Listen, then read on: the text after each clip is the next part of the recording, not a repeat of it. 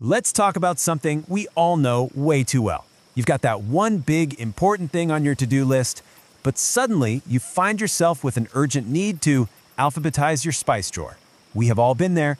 So today, we're going to dive into the surprising and honestly kind of relieving truth about why we procrastinate. Okay, let's get real for a second. Think about that one email. You know the one. It's sitting in your drafts, and you've clicked on it, a dozen times? You know you need to send it. You even want the good thing that happens after you send it. So what is actually stopping you from hitting that button? Well, the answer is probably not what you think it is. And there it is. This is maybe the single most important idea we're going to talk about. Procrastination isn't some kind of character flaw. It's not a moral failing. It's not a sign that you're lazy. It is your brain trying its best to protect you from what it thinks is a threat. You know, for decades, we were all told that procrastination was just a time management problem, right? Just get a better planner, break down your tasks, be more disciplined. But it turns out, modern psychology tells us that's completely missing the point. The real reason we put things off, it's all about our feelings. So what this really means is when a task makes us feel bad, maybe it's boring or it makes us feel anxious or insecure or just full of self-doubt, we put it off. And in that moment, we get this little hit of relief. We are literally using delay to try and fix our mood in the short term, even when we know it's going to hurt us down the road. This quote from Dr. Soros, who is one of the leading researchers on this, just hits the nail on the head. She calls it an irrational cycle. And that's exactly what it is, right? We know that delaying will probably make things worse, but that immediate need to just not feel that bad feeling right now, it wins. It's almost like a form of self-harm, but it's disguised as taking a break. Okay, so why? Why do certain tasks trigger such a powerful emotional response? Well, it turns out our brain's ancient threat detection system isn't always great at telling the difference between, say, a saber-toothed tiger and a performance review. These right here, these are the real threats we're dodging. It's not really about the task itself. It's about what that task represents.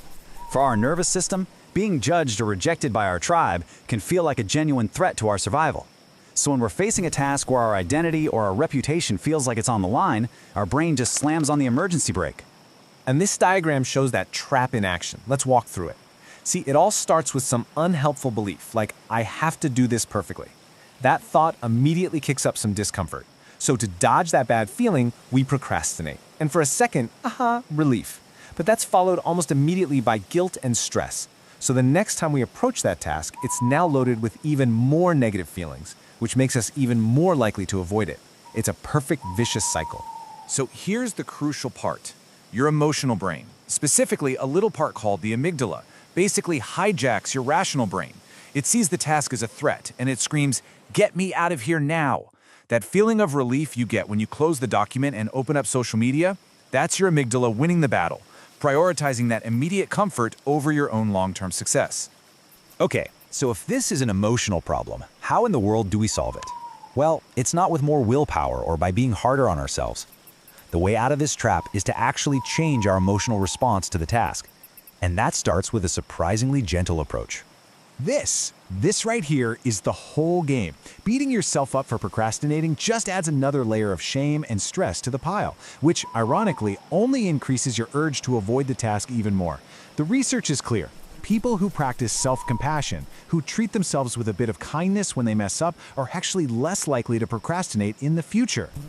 Just look at this comparison. On the left, you've got that old familiar cycle of avoidance and guilt, but on the right, we have a new path, the doing cycle. Instead of letting those old assumptions run the show, we adjust them. We learn to tolerate a little bit of discomfort, and we take one small step. And the result? Stuff gets done, we get a little hit of achievement, and we actually break the cycle. So here's a framework you can use, like today. First, just get specific. What are you actually feeling? Second, what's the real threat here? Is it your reputation, your sense of competence?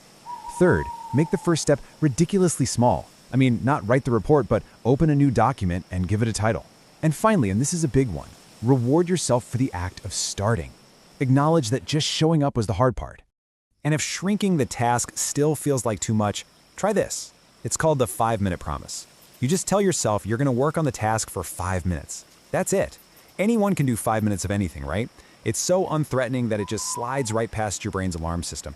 And the amazing thing is, motivation almost always follows action. Once you start, it's so much easier to just keep going. This is all about making a task feel less dangerous. Give yourself permission to write what they call a shitty first draft. Remind yourself that your value as a human being has absolutely nothing to do with this one spreadsheet. Just focus on the very next tiny action. As we just saw, just getting started, that's everything. So let's bring this all together now. The goal isn't to never procrastinate again, because let's be real, that's not going to happen. The goal is to change your relationship with it, to start seeing it not as a source of shame, but as a source of really valuable information. And this is really the final, most powerful takeaway. The next time you feel yourself procrastinating, your brain is sending you a message. It's saying, hey, this thing is important to you. Or maybe the emotional cost of this feels really high right now. Instead of fighting that signal, you can actually listen to it, get curious, and then use the tools we've talked about to make it feel safe enough to begin. So I'll just leave you with this question to think about.